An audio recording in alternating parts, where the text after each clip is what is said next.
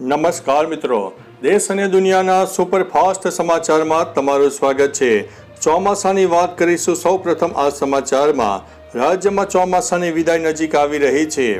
રાજ્યમાં ચોમાસું હવે વિદાય લેવાના આરે છે।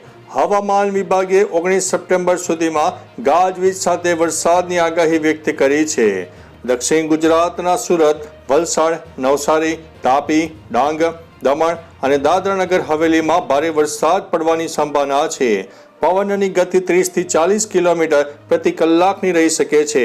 નવરાત્રી દરમિયાન હળવાથી મધ્યમ વરસાદની શક્યતા છે અને 19 સપ્ટેમ્બર બાદ ચોમાસાની વિદાય થવાની પણ શક્યતા રહે છે।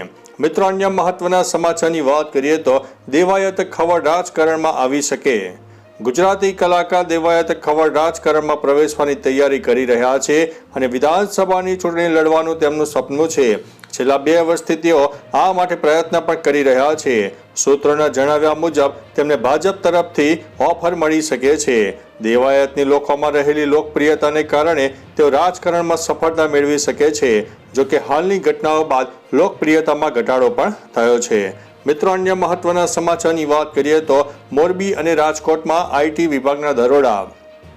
મોરબી અને રાજકોટમાં વહેલી સવારે આવકવેરા વિભાગ દ્વારા મેગા સર્ચ ઓપરેશન હાથ ધરવામાં આવ્યું। મોરબીમાં લેવિસ સિરામિક ગ્રુપ સહિત 40 સ્થળો ઉપર 150થી વધુ અધિકારીઓ અને સુરક્ષા કર્મીઓનો કાફલો ત્રાટક્યો।